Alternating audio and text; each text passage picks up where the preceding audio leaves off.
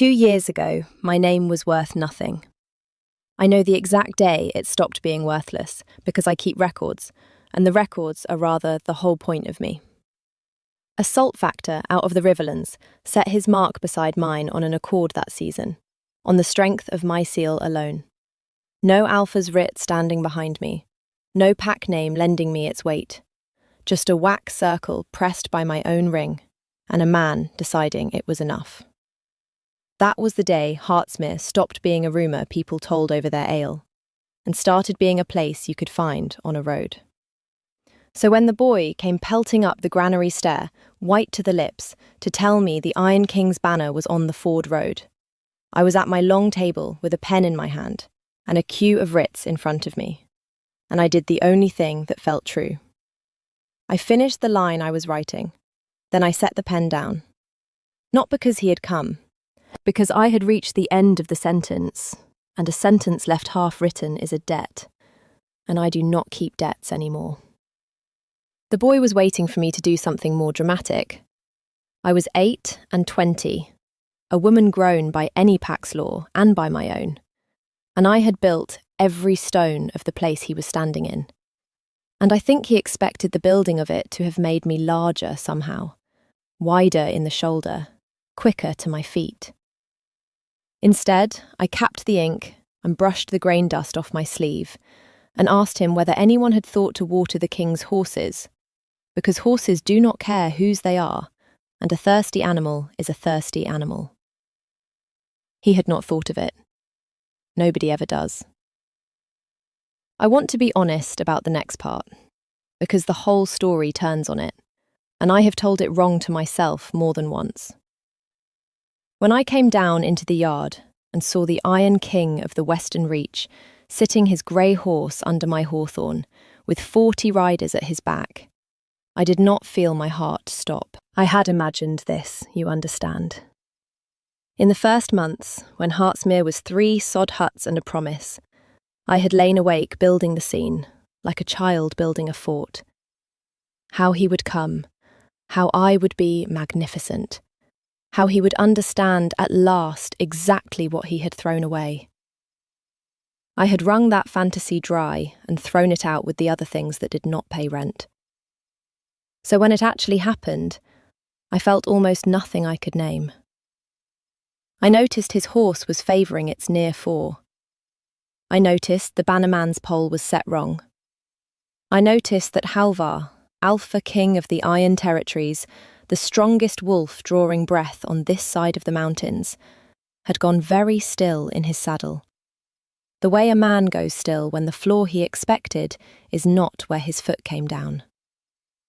He was looking at me as though I were a word he had spelled wrong his whole life and only just seen written correctly.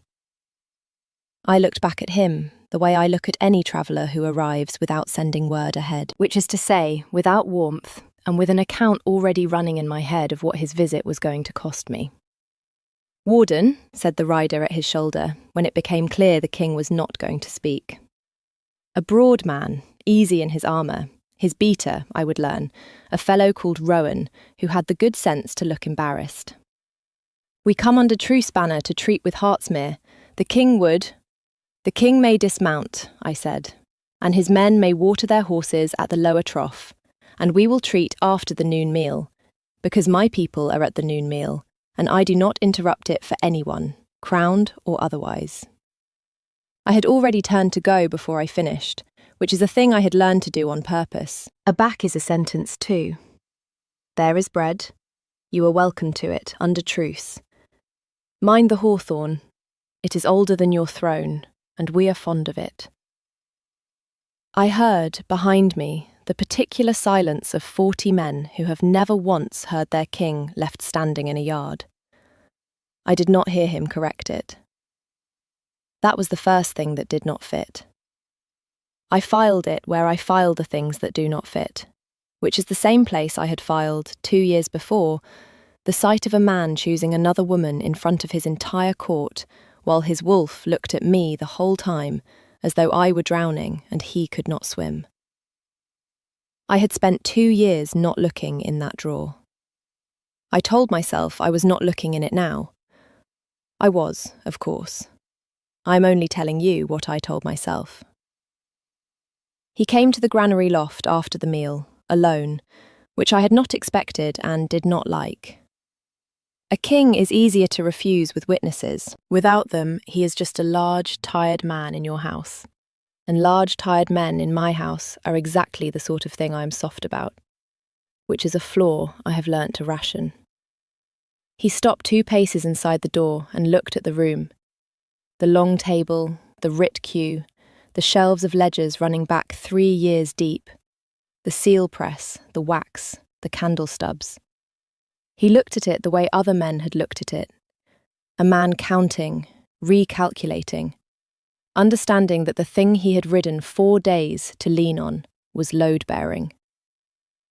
"You built this," he said, not a question. His voice did the thing it used to do, the thing I had spent 2 years training my body to forget. A low, even thing, like a hand laid flat on a table. "I keep building it," I said. "Sit if you mean to stay. You make the doorway look badly proportioned." He did not sit. He set one hand on the back of the chair I had offered him and did not pull it out. And I watched his fingers find the worn place on the top rail where my own hand goes 100 times a day. And I watched him notice he had found it. And I watched him not move his hand. I will tell you what he wanted, because he was a long time getting to it, and I am not, with you. He wanted my signature. The Western Reach was going to war, or near enough to make no difference. Jarl Voss, who held the 3 packs of the High Valleys, had spent 2 years swallowing his smaller neighbours and was now grown large enough to look hungrily west, at the iron territories, at the soft grain country the king's people depended on. And every road that grain came up, every cart of it, every spring drive of cattle and salt and iron ore, crossed one ford. My ford. The shallow, stony crossing of the grey water that I had bought with 2 years of my life, that sat on land no alpha had ever bothered to claim because it belonged to no pack and made no wolf strong, until a packless woman noticed that everything has to cross somewhere, and built her gate on the somewhere. He needed Hartsmere to hold the ford for the Iron Territories. He needed it sworn, sealed, signed. He needed my name on a writ. The man whose choosing had cost me my name now could not move his grain without it. If you have ever wondered whether the world has a sense of humour, I am here to tell you that it does, and that the joke is usually on you, and that it is sometimes worth laughing at anyway. "No," I said. He had been braced for a price. I watched him not understand a refusal that named no price. "Warden, Hartsmere is neutral," I said. "That is not a bargaining position. It is the entire town. Half my people came here because they belonged to no pack and wanted to belong to no pack. And the other half came because some alpha somewhere decided their lives were worth less than a treaty." I let that sit exactly as long as it deserved to. I do not sign my ford to 1 crown's war. The day I do, I am no longer the place people run to.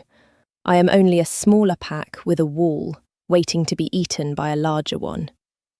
You, of all men, should understand the arithmetic of being eaten. His jaw moved once before he found anything to put behind it. You, of all men. He said it back to me quietly, like a man testing whether a bone is broken. "You will make me say it then." "I will make you say nothing," I said. "I will make you drink your ale and ride home. Those are different requests, and I have only made the second one." I should tell you about the hawthorn now, because it matters later, and I would rather you have it. There is a hawthorn at the edge of my land, the one I told him to mind. And it stood there long before Hartsmere had a name.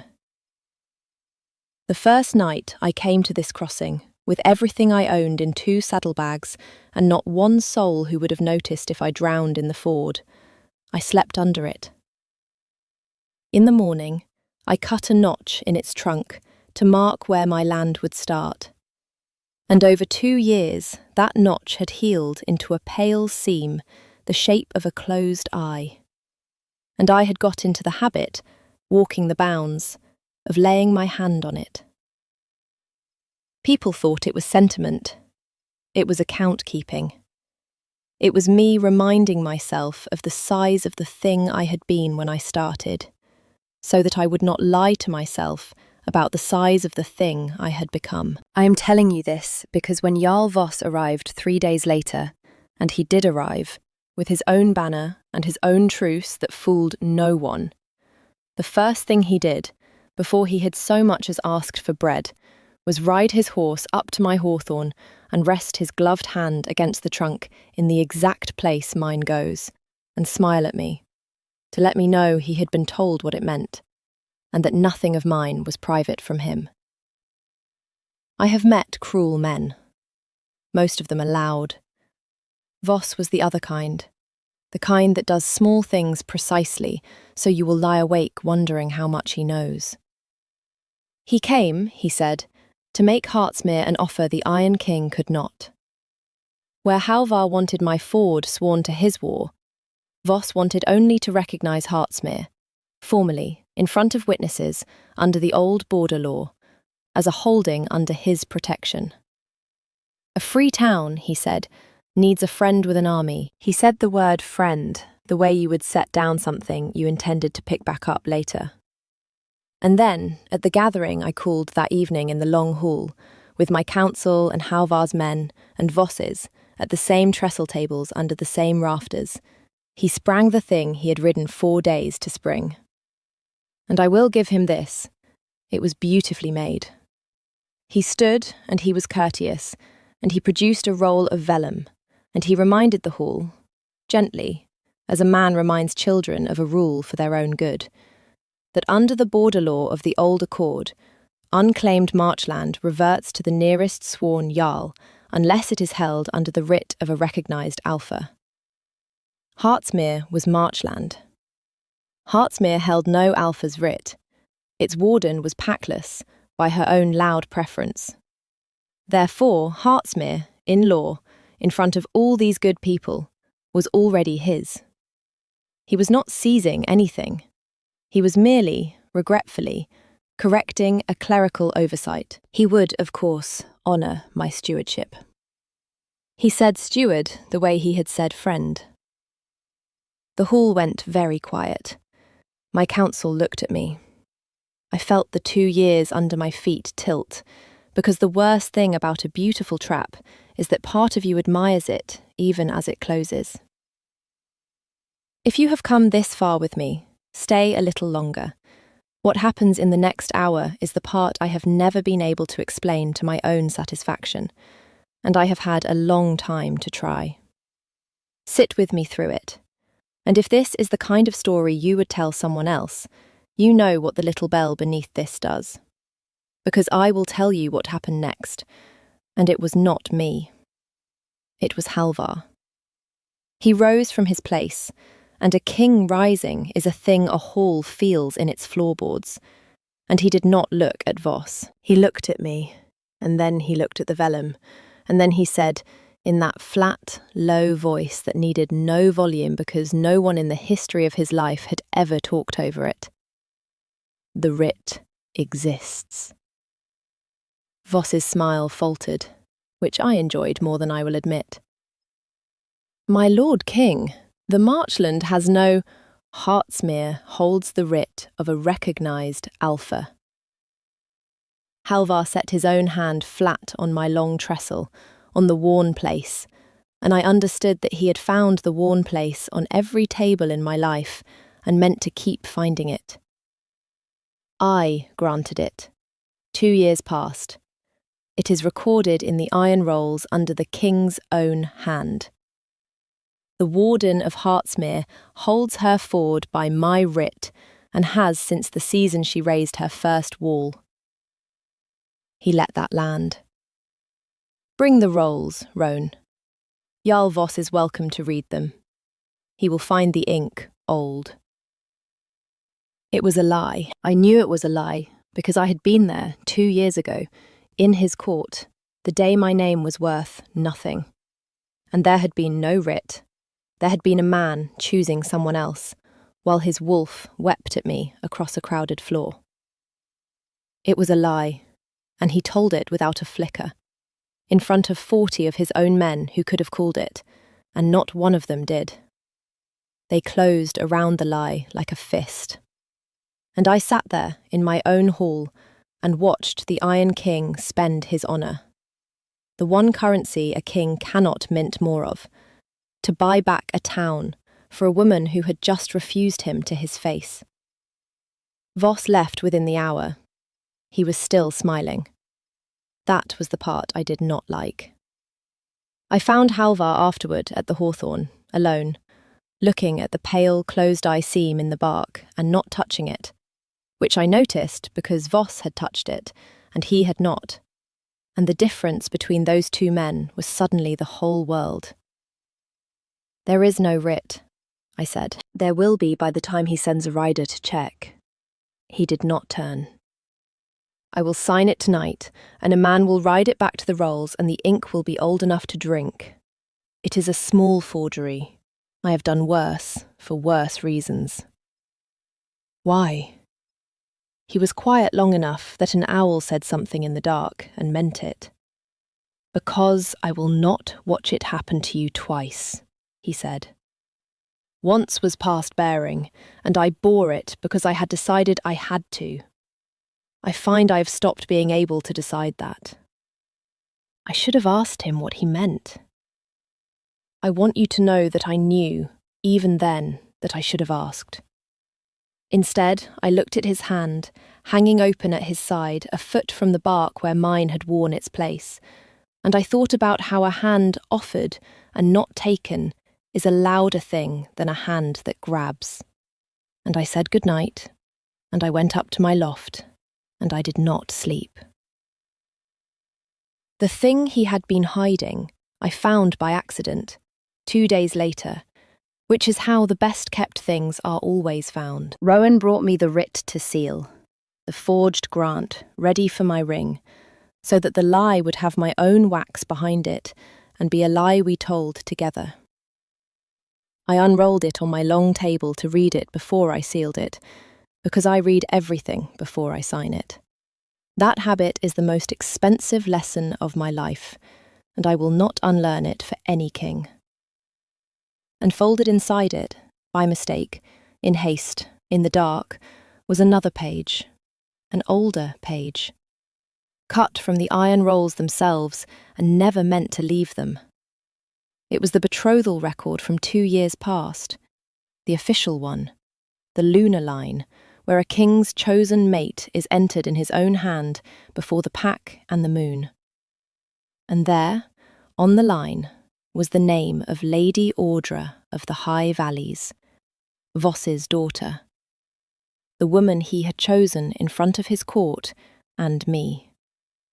But in the margin beside her name, small, in the king's own hand, not struck through, not blotted, kept, was mine, and beneath both names, in the same hand, a single line of accounting. The kind of note a man makes to himself so he will not be allowed to forget what a thing cost. V holds the Greywater villages.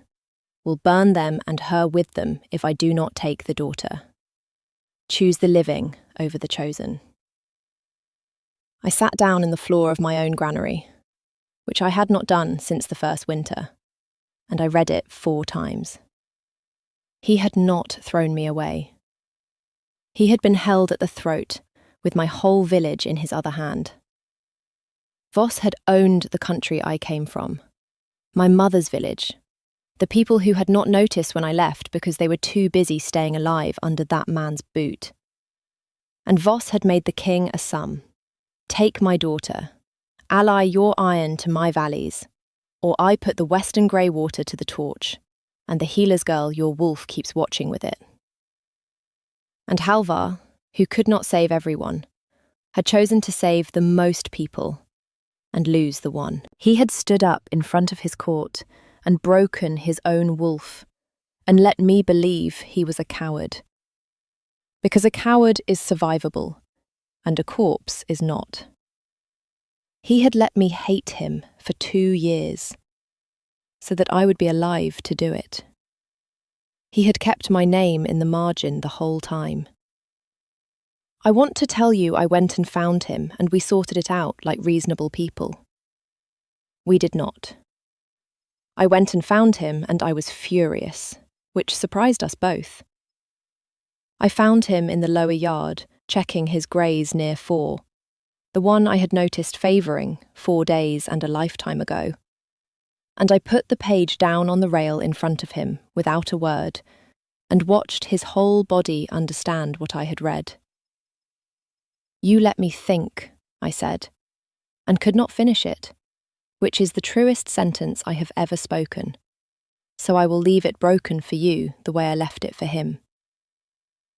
You were alive to think it.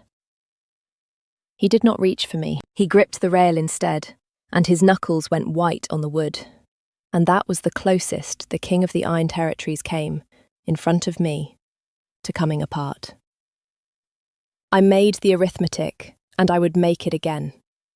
I would rather you alive and hating me on the far side of the mountains than safe in my hall as ash.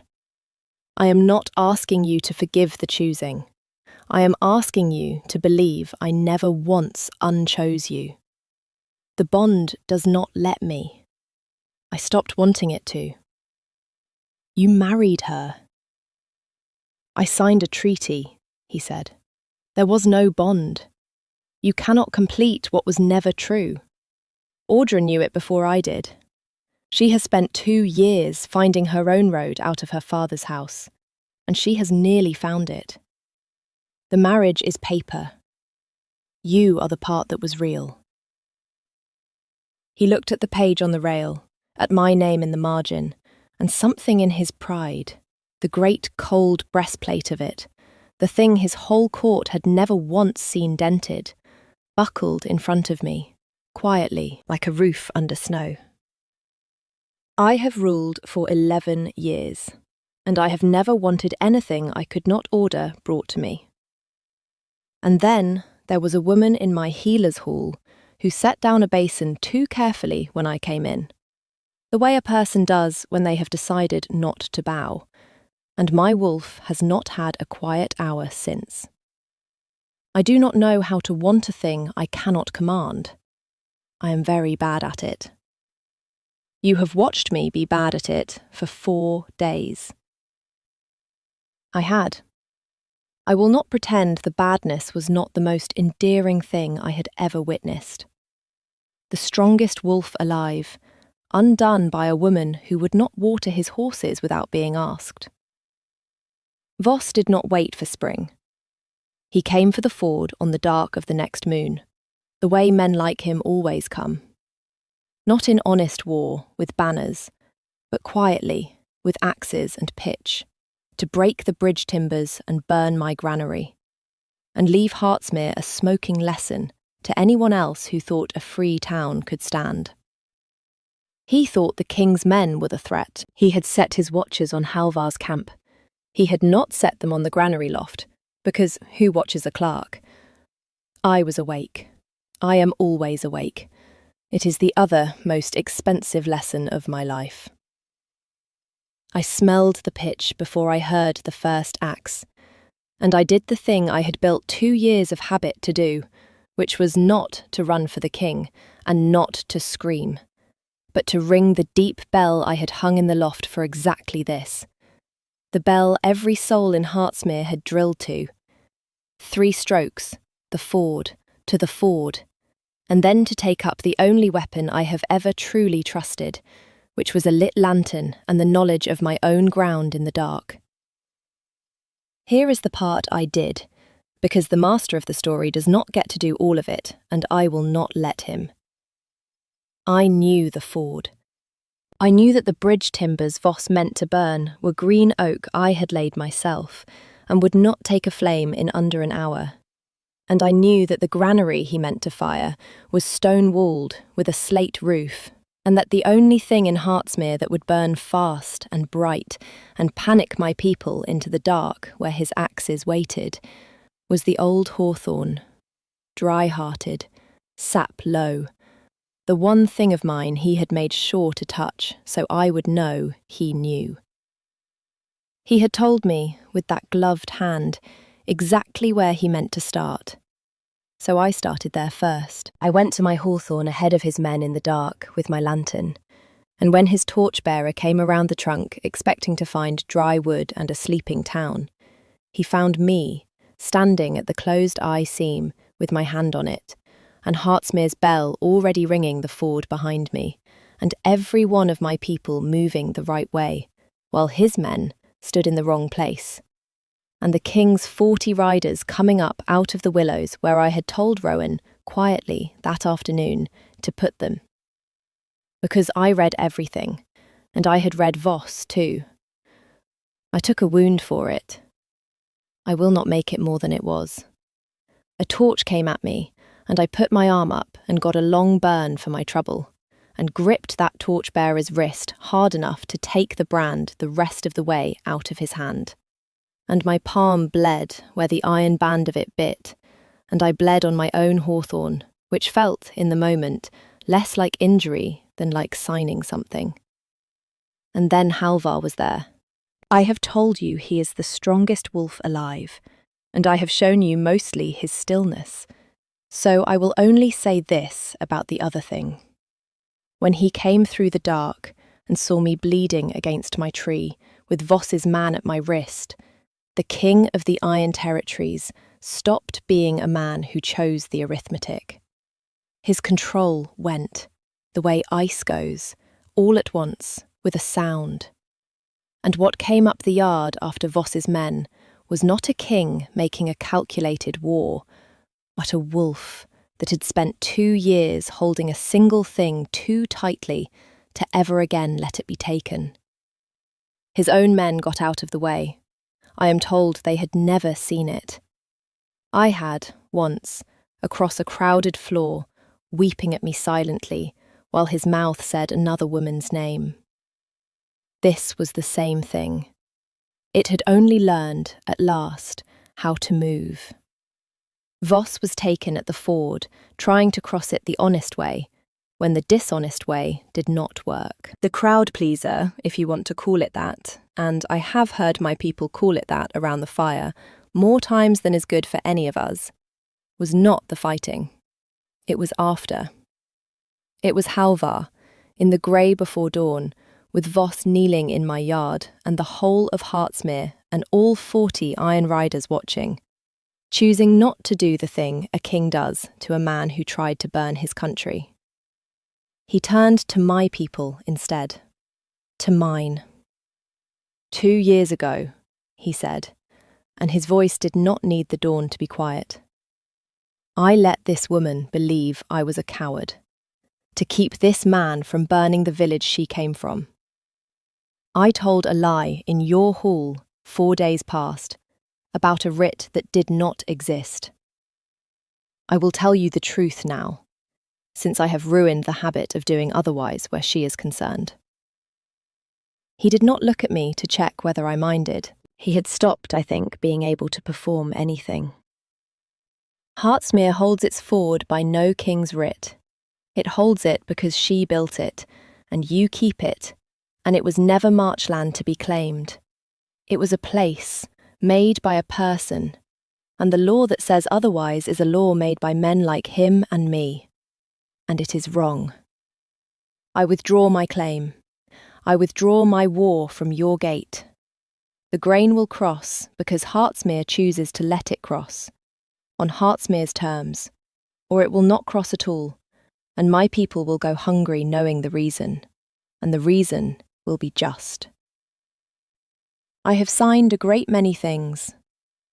I have never heard a man unsign his own power in front of the people who give it to him.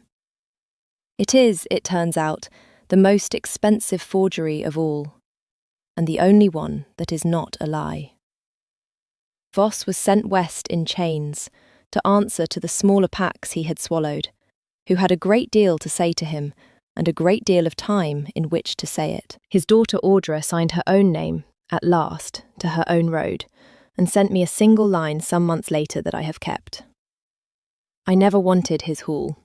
I am glad someone built a better one. I do not think we shall be friends. I think she is wrong about that, but I am in no hurry. The kiss, since you have been patient, and I know you are wondering, it happened at the Hawthorn, of course, in the grey morning, after the yard had emptied, and my arm was bound, and his hand was finally not hanging open a foot from the bark, but holding mine against the closed-eye seam where 2 years of my pride had worn a place. I will not describe it to you. I will only tell you that it felt like the end of a sentence I had been refusing to finish for 2 years, and that when it was done, I was not the size I had been when I started, and for once, I did not mind. A year on now, and I am writing this from the same long table in the same loft, and the writ that Halvar swore into the iron rolls is no longer a forgery, because we made it true the slow, honest way, with both our seals and a great deal of arguing in front of both our councils about whose name went first. Mine did. He insisted, which spoiled the argument entirely. He comes to Hartsmere more than a king ought, and he is still very bad at wanting a thing he cannot command, and I am still soft about large, tired men in my house in a way I have learnt to stop rationing. The grain crosses the ford on our terms. The packless still come up the road in 2s and 3s with everything they own in 2 bags, and I still meet them in the yard, without warmth and with an account already running. And then I give them bread, because someone gave me a hawthorn and a notch, and a chance to find out the size of what I could become. My name is worth a great deal now. There is a king who will tell you it was always worth everything, that he simply kept it in a margin for 2 years until I was ready to spend it. He is insufferable about this. I let him be, because it is true, and because a man who keeps your name, when keeping it could have killed you, has earned the right to be a little insufferable about having been right. Tell me, did you see it coming? The writ, the margin, the village? Or did you hate him a while too? I would like to know. Sit with me in the comments and say where you are listening from tonight, and what you would have done, standing at the hawthorn with the page on the rail.